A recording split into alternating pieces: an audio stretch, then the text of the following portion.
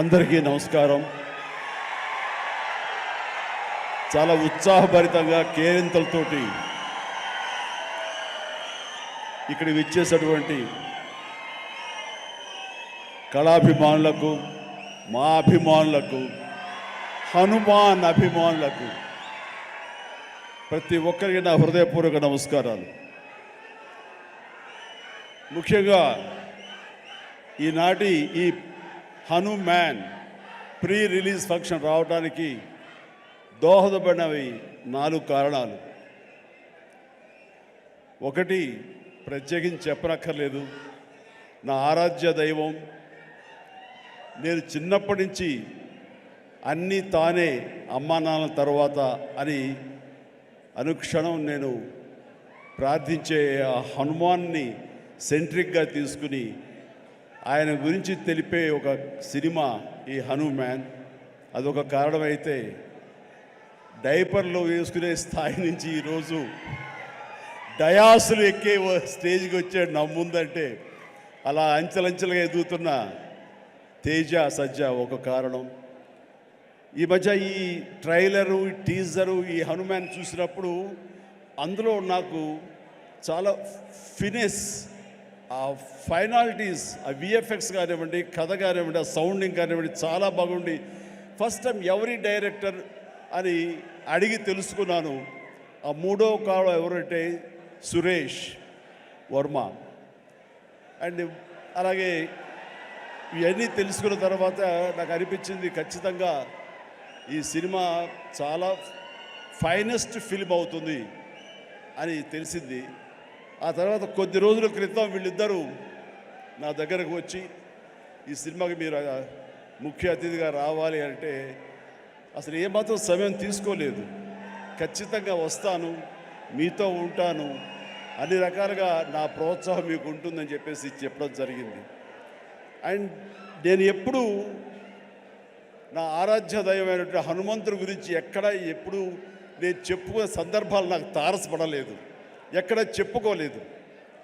కానీ ఒక్కొక్కసారి మనలో ఉన్న భక్తి చెప్పుకోవాలా అని నాకు అనిపిస్తుంటుంది, కానీ ఒక్కొక్కసారి చెప్పుకోవాలి అని కూడా నాకు తోస్తుంటుంది. ఎందుకంటే ఏ ఆంజనేయ స్వామిని నేను తలుచుకుంటూ చిన్నతనం నుంచి ఒక నిబద్ధతతో, ఒక క్రమశిక్షణతో, ఒక లక్ష్యంతో, ఒక ధ్యేయంతో ఈ రోజున ఈ స్థాయికి వచ్చానో, ఎవరి అండదండలు, ఎవరి ఆశీస్సులు నాకున్నాయని బలీగా నమ్ముతానో, ఆ స్వామి మీద ఒక కథ వస్తుంది అంటే అలాంటి స్టేజ్ మీద ఆయనతో నాకున్న అనుబంధాన్ని చెప్పుకోవాల్సినటువంటి సిచ్యువేషన్ ఉంది. చెప్పుకోవాలి, చెప్పడం ధర్మం. ఎందుకంటే ఇక్కడ ఉన్నటువంటి ఎంతోమంది యూత్ ఉన్నారు, టీవీల్లో వీక్షిస్తున్న వాళ్ళు మరి ఎంతో లక్షల్లో ఉన్నారు. వీళ్ళందరికీ ఒక ఇన్స్పిరేషన్, ఒక మోటివేషన్ ఉంటుంది.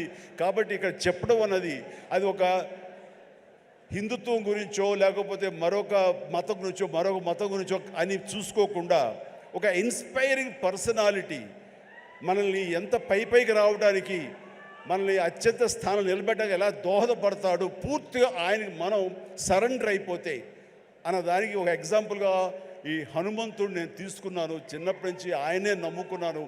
కాబట్టి అది మీరు కూడా ఎవరైనా సరే అలా నమ్ముకుంటే కనుక అలా స్థాయికి, ఉన్నత స్థాయికి వస్తారు. మీకు అది ఇన్స్పిరేషన్గా ఉంటుందన్న ధ్యేయంతో ఈరోజు చెప్పాలనుకుంటున్నాను. ఇది చాలా మనసు అంతరాంతరాల్లో నుంచి నేను వెలిబుచ్చుతున్నటువంటి ఇది. మా ఇంట్లో ఎవరు దైవభక్తులు లేరు. నాన్నగారు కమ్యూనిస్ట్, ఆయన ఫోటోకి దండం పెట్టడం చాలా రేరు. ఎప్పుడైనా అమ్మ కోరిక మేరకు తిరుపతి వెళ్ళి ఆ స్వామి దర్శనం చేసుకుని వచ్చేసేవాళ్ళం తప్ప, శనివారం అమ్మ వెంకటేశ్వర స్వామికి దండం పెట్టేది తప్ప, అంతమించి ఎవరు ఫోటోలకు దండం పెట్టగాని, స్వాముల్ని కొలవడం కానీ, దేవుణ్ణి ప్రార్థించడం కానీ ఏమీ లేదు. అలాంటిది ఈ చిన్నతనం అంటే 7th క్లాస్ నేను చదువుతుండగా అది పొన్నూరు, అక్కడ ఒక ఆంజనేయ స్వామి గుడి ఉండేది. ఆ ఆంజనేయ స్వామి గుడిలో నేను రోజు వెళ్ళి ఆంజనేయ స్వామి దండం పెట్టుకుని వస్తుంటాను స్కూల్ నుంచి వస్తూ. ఆ తర్వాత next year 7th class 8th class నేను బాపట్లలో చదివేవాడిని. ట్యూషన్ నాకు ఆంజనేయ స్వామి గుడి దాటుకుంటూ వెళ్ళాలి. తిరిగి వచ్చేటప్పుడు ఈవినింగ్ 8 ఎంత అవుతుండేది. కొంచెం చీకటిగా ఉండేది. ఇప్పుడు అంత బిజీగా అప్పుడు ఉండేది కాదు కాబట్టి కొంచెం భయంగా ఉంటుండేది. కానీ ఆ హనుమంతుడి గుడి పక్క నుంచి వెళుతుంటే అందులో ప్రసాదాలు ఇచ్చే సమయం, ఆ వంక ఈ వంక ఆకలి అవుతుండేది. వెళ్ళి ప్రసాదం కోసం హనుమంతుడితో భక్తి ఏర్పడింది నాకు. అలాగా ప్రసాదం తీసుకుంటూ అక్కడే తింటూ ఆయా స్వామి ఆ పూజారి ఎవరైతే ఉన్నారో ఆయన చెప్పే విషయాలు హనుమంతుడి గురించి వింటూ అక్కడ హనుమాన్ చాలీసా ఆ పలకల మీద శిలా పలకల మీద రాస్తుంటే అవన్నీ ప్రాక్టీస్ చేస్తూ అలాగే తెలియకుండా నాలో ఆయన మీద భక్తిభావం అలాగ కుదిరిపోయింది. కుదిరిన తర్వాత అక్కడి నుంచి నేను మొగల్తూరు వెళ్ళి 7th 8th 9th క్లాస్ చదువుతాను. ఆ సమయంలో మా ఫ్రెండ్స్ తోటి బజార్లో వెళ్తుంటే మీకు గుర్తుండి ఉంటుంది, చాలామంది ఎవరైతే విలేజ్ నుంచి వచ్చారో వాళ్ళకి బాగా తెలుసు, రోడ్డు మీద ఒక చెక్స్ ఉన్నటువంటి ఒక ఇది వేసుకుని ఒక్కొక్క చెక్స్లో ఒక్కొక్క వస్తువులు, ప్లాస్టిక్ వస్తువులు, రకరకాల వస్తువులు పెట్టి ఒక క్యాలెండర్ ఉండేది. క్యాలెండర్ కింద మిఠాయిలు అతికించేవాడు. సో మనం 2 పైసలు 3 పైసలు ఇస్తే ఆ మిఠాయి మనకి ర్యాండమ్గా చింపుకోవచ్చు. అది ఓపెన్ చేస్తే ఇంత పెప్పర్మెంట్ ఉంటుంది. ఆ పెప్పర్మెంట్ వెనకాల ఒక నెంబర్ ఉంటుంది. ఆ నెంబర్ చూసుకుని చెక్స్లో చూసుకుంటే ఏ వస్తువు, అది ప్లాస్టిక్ దువ్వెన రావచ్చు, ప్లాస్టిక్ అద్దం రావచ్చు, ఒక్కోసారి ఏమీ రాకపోవచ్చు. అలా చూసుకుంటే నాకు ఒక క్యాలెండర్ వచ్చింది. ఆ క్యాలెండర్ ఇచ్చాడు. ఓపెన్ చేస్తే హనుమంతుల వారి క్యాలెండర్, ప్రసన్న ఆంజనేయ, గుండె చీల్చుకున్నది. ఆ హనుమంతుడు వాడు ఏ సమయంలో వచ్చిందో ఈ రోజుకి మా ఇంట్లో అది అలా కొలువై ఉంది. ఆంజనేయ ఫ్రేమ్ కట్టి అది పూజిస్తూనే ఉన్నాను గత ఎన్నో సంవత్సరాలుగా. దాదాపుగా నాకు 12-13 సంవత్సరాలు అప్పటి నుంచి. అంటే ఏంటో తెలీదు, హనుమంతుల వారి గురించి నేను ఆయన వెంటపడ్డానా, ఆయన మీద నాకు ఒక గురి కుదిరేసరికి ఆయన నా వెంటపడ్డారో నాకు తెలియదు. కానీ నా యొక్క జీవితంలో అంతర్భాగం అయిపోయారు. అది అంతటితో ఆగకుండా నేను 10th చదివే సమయానికి మా నాన్నగారికి ఎక్కడో పేరాల చీరాల అనే ఊళ్ళో నాన్న పనిచేసేవాళ్ళు. అక్కడి నుంచి నాన్నగారికి మాడుగులని ఉత్తరాంధ్రలో అయింది ట్రాన్స్ఫర్. అక్కడికి వెళ్ళటం నాన్నగారికి ఇష్టం లేదు. సో లాంగ్ లీవ్ పెట్టేశారు. ఆయన 3 monthsలో చాలా దిగాలు పడిపోయేవారు, ఒక డిప్రెషన్ గురయ్యేవారు. నాన్న అలా చూస్తే చాలా బాధ అనిపించేది. నాన్న, మీకు దేవుడి మీద నమ్మకం లేదు, కానీ మీరు హనుమంతుల వారిని హనుమాన్ చాలీసాని 108 సార్లు చదువుతూ అలా చేయండి.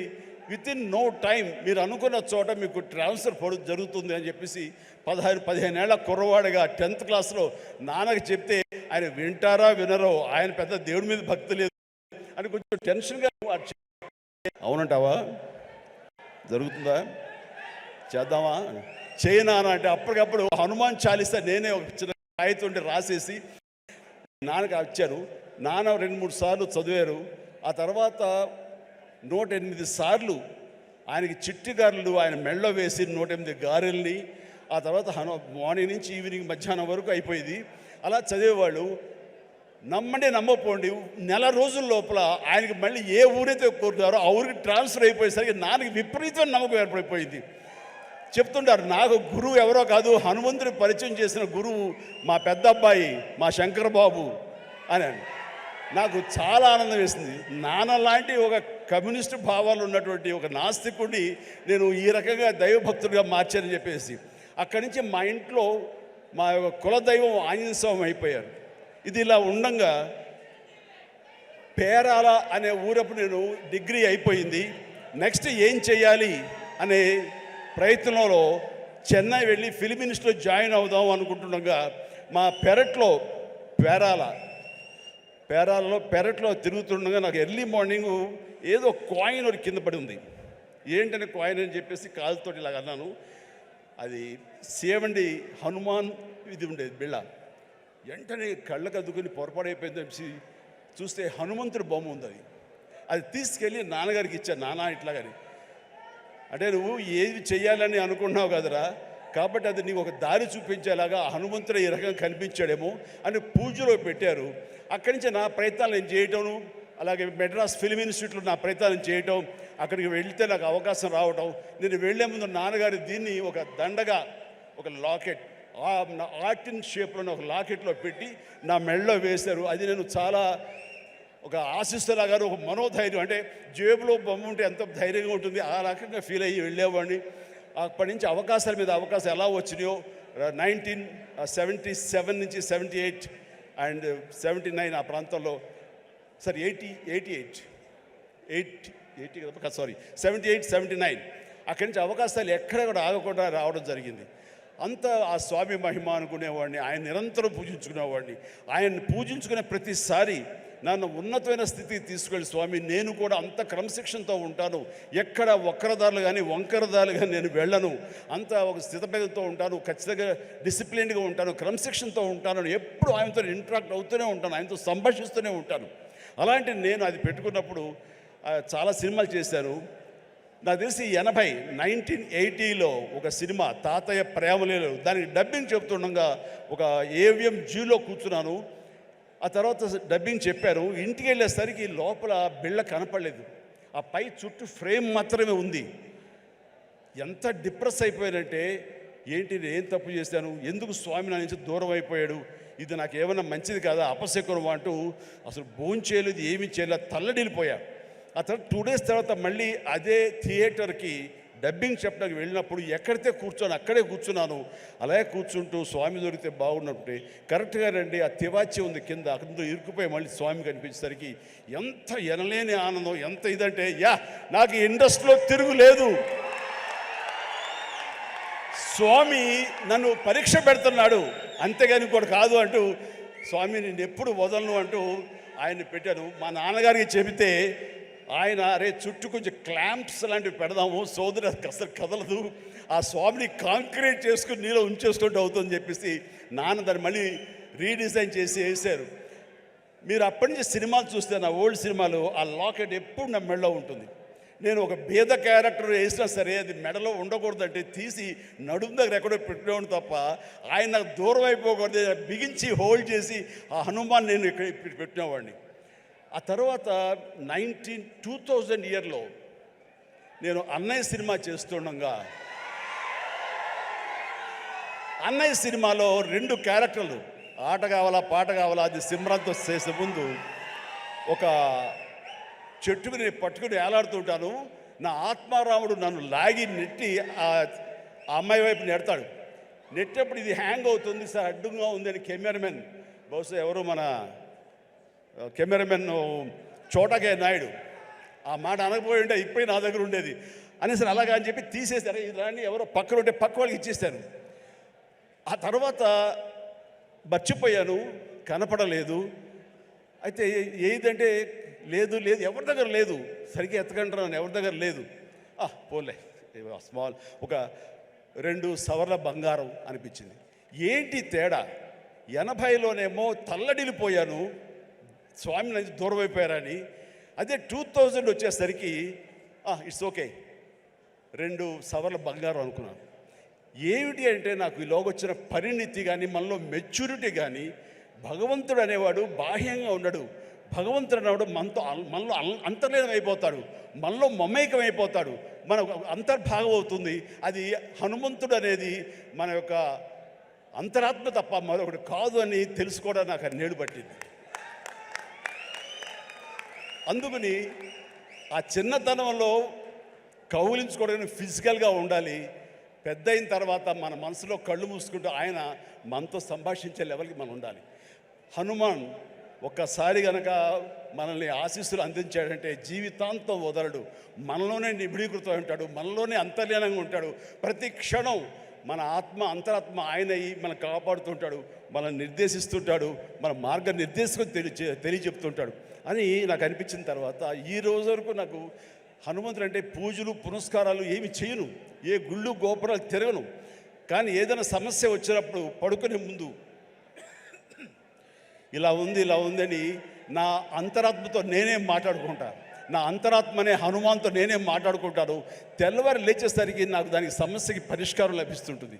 అట్లా నా జీవితం ఇంతవరకు సక్సెస్ఫుల్గా వెళ్ళటానికి బహుశా ఆ హనుమాన్, ఆ తెలియని అద్వితీయమైన అతీంద్రమైన శక్తి నన్ను కాపాడుతుంది, నడిపిస్తుంది నాకు అనిపిస్తుంటుంది.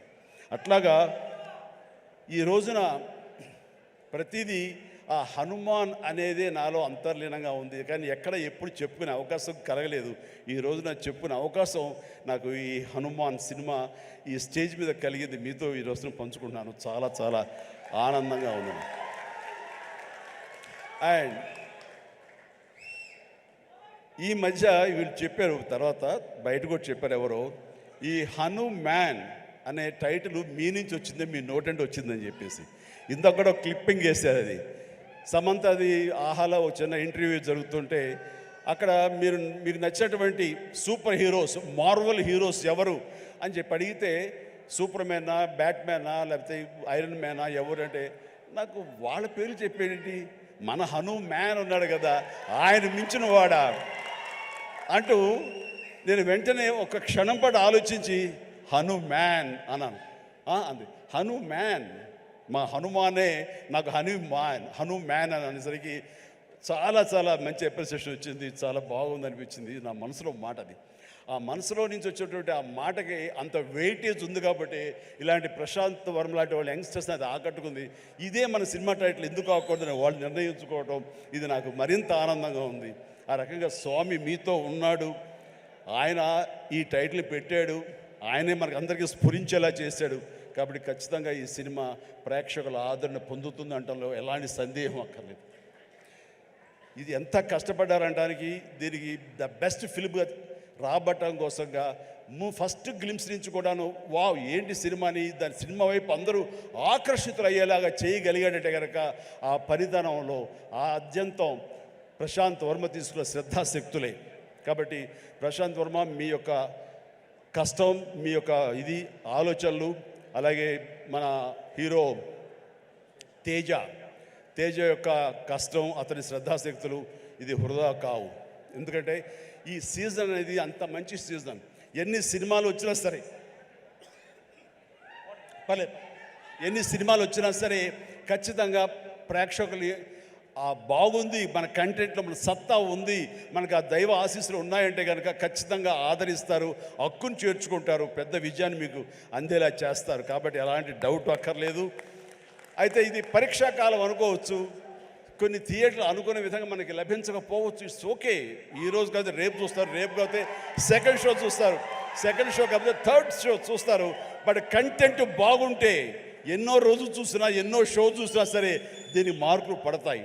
ఈ రోజున ఇందాక చిన్నవాడు సరే చాలా పెద్ద మనసుతో అన్నాడు, అన్ని సినిమాలు వెంకటేష్ సినిమా, నాగార్జున సినిమా, అలాగే మన మహేష్ బాబు సినిమాలు, అన్ని సినిమాలు ఆడుతాయి. ఈ సినిమాలు అన్నీ ఆడాలి, పరిశ్రమ పచ్చగా ఉండాలి. వాటితో పాటు మా ఈ సినిమా హనుమాన్ కూడా ఆడాలని నేను ఎంతో మనస్ఫూర్తిగా నేను కోరుకుంటాను, జరుగుతుంది.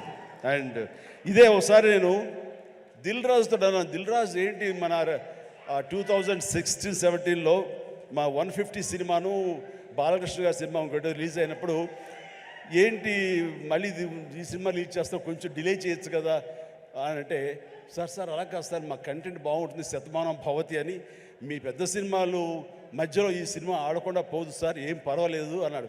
ఓకే, అంత ధైర్యంగా ఉంటే వెల్ అండ్ గుడ్ అన్నాను. ఆ సినిమా కూడా బాగా ఆడింది. కాబట్టి అదే దిల్ రాజు గారు అందరికీ మనకు చెప్పినట్టుగానే ఈ రోజున ఈ సినిమా కూడా బాగా ఆడుతుంది. So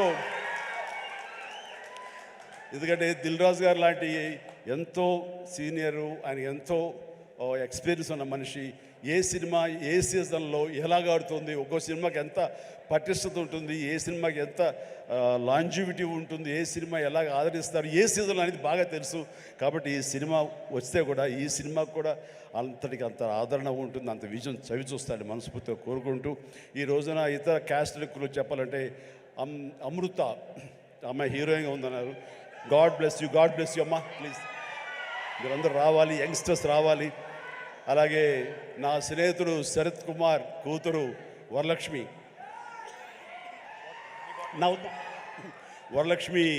Sarath Kumar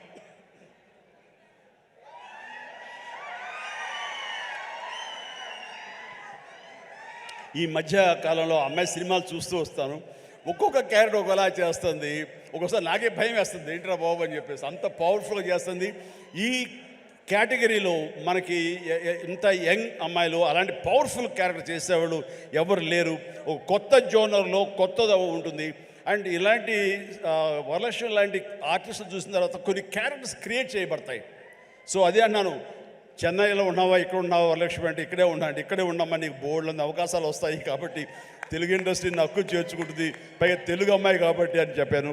so all the very best, all the very best అమ్మ, గాడ్ బెస్ట్. అలాగే విలన్గా చేసినటువంటి వినయ్ చాలా వెరీ పవర్ఫుల్గా చేస్తారు. Vinay please please please please please stay stay stay. Vinay wonderful, you look damn good like A Hollywood, you look A Hollywood villain and you have your own mark and you will have your own market here. Definitely all the very best. And ప్రతి ఒక్కరికి నేను మనస్ఫూర్తిగా అందుకు చెప్తాను. And Niranjan Reddy గారికి కూడా నా హృదయపూర్వక అభినందనలు. ఈ సినిమా గురించి ఫస్ట్ నాకు పరిచయం చేసిన ఎవరో తెలుసా? మా సినిమా షూటింగ్లో ఎనీ గెసెస్?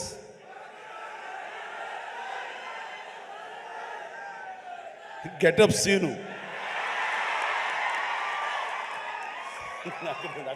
దగ్గర రాకు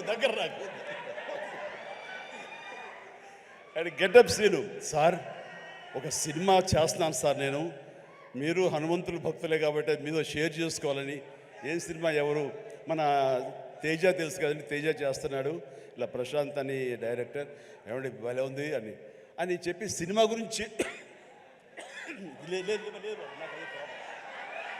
సినిమా గురించి చెప్తాడేమో అనుకుంటే తన గెటప్ తన క్యారెక్టర్ గురించి చెప్తూ వచ్చాడండి. మొదటి వరకు బాగుంది, తర్వాత నిన్ను ప్రమోట్ చేసుకోవడం నాకు కొంచెం ఇంకా బాగుంది.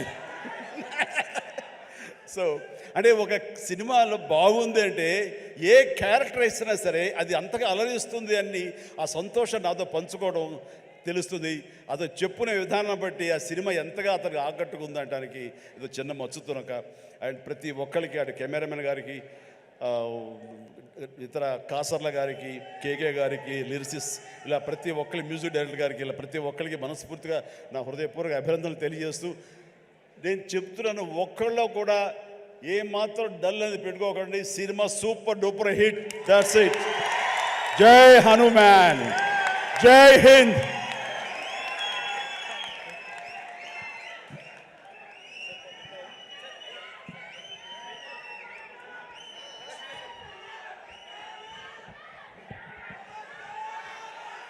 ఒక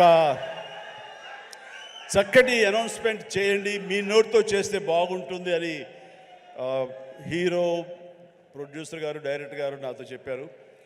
ఈ సినిమా రామమందిరం అన్నది ఇదే సమయంలో అక్కడ రావటం, దానికి మా అందరికీ ఆహ్వానం రావడం, రేపు 22వ తారీఖు మేము అక్కడికి వెళ్ళేందుకు అన్ని రకాలుగా సంసిద్ధం అవటం, ఇవన్నీ కూడా ఒక శుభ పరిణామం.